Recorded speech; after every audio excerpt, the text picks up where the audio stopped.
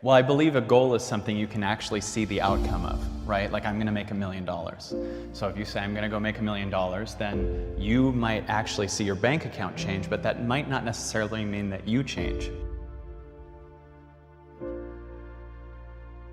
So if you have an intention, that's an inner, in the moment goal, right? And life can mirror what your intention is. So let's say you're feeling off.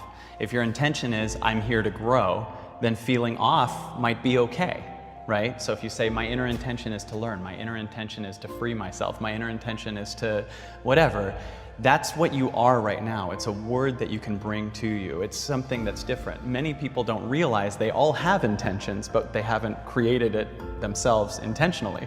So they might say, you know, I'm worried right now, and their inner intention might be to not have conflict. So then they're against that worry and they're actually scared. Right? So an intention is what I like to bring with me. My intention, like I actually have the word patience on my shirt. I love the word patience. Like if I'm doing, for instance, sometimes I'll do a juice fast, right?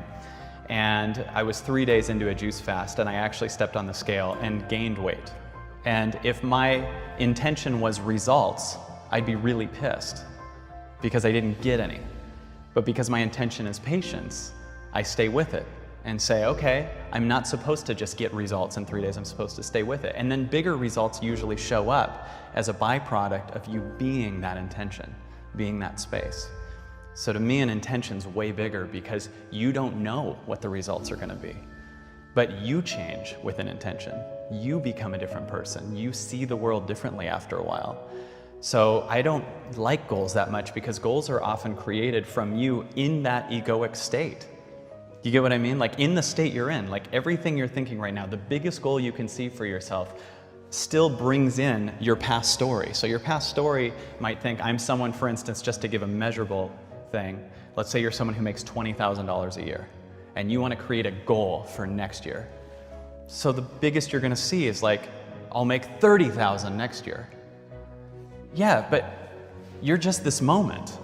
What you and I and Oprah and Trump and anyone you can think of, we're all the same thing. Infinite possibilities, just heart, lungs, potential in this moment right now. And if you undo yourself from the old story, then you can change really fast. I want to go back to what you said about the stories and the stories we tell ourselves, which really feels to me very foundational in your entire philosophy. And I've seen you on stage working with people to help them release their stories, which is really, really special and neat to see you do. And you want to talk about something that would give me heart palpitations. It's really neat. How do you help people break out of those stories? Like, what is the process? Well, this might sound ignorant, but I believe all of our challenges that we have that we get triggered by are an illusion. I don't mean that like, so don't pay attention to them, because that's ignoring them. They still need to be felt and released. But almost everything that every person says, they can get to an energy where they're stuck in something and I can see the lie, I can feel the lie. So if someone says, whatever, I'm going through a massive stage fright right now, the first thing I have them do often is say, and I love that. And right away it loosens up. Right? They release it. Is that because you're shifting their perspective on it? Yes, not only am I, in my opinion, shifting their perspective, but I'm taking them to what's true. In other words, most people think the things that are temporary are the permanent things, right? The temporary passing, I'm going through a breakup. You don't understand that in a month you're gonna be okay. You think, when you're in a low, when you're feeling bad, you think that thing you're feeling is how you're gonna feel forever, which is what makes it feel worse. You know what I mean? When you're in a low, you're like, this is my life now. This is it. Or when you're in a high, you also get extra high because you think, this is my life now. I've fallen in love with this person. So we're together forever and I'm always going to feel like this. They're the one. Then a month later, you're like, is this my life forever? and then it goes back and forth and you don't get that all of your emotions are temporary. They're passing things. But there is this thing in this moment right now that I feel is permanent. This thing that you can feel, just this silence, this space. I've had so many things that have shown up and left that I once thought were my reality, that it feels like parts of me continue to die. and I allow them to die, right? So most of our pain comes from believing, I believe, that we should keep holding on to these things that are really heavy in our lives. Even in physical examples, like just there's a lot of us that have an attic full of things, right? A lot of those things are things that your past thinks you should have, but they're not necessarily what your heart would want right now, right? Like this is something I inherited, or I should keep this and one day show my kids, right?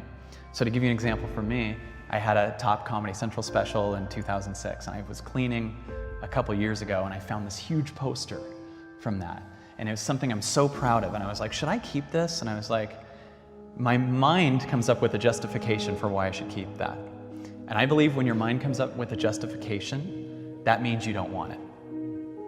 I don't justify to anybody why I do this for a living. I don't justify who my family is. I don't justify who my best friends are to anybody. But there are some of us that have situations like, well, I do not like that person, but they were nice to me that one day. I don't like, yeah, that job sucks, but I will get medical in 6 months, right? You're allowing yourself to lower yourself to your mind understanding why you're ignoring your body.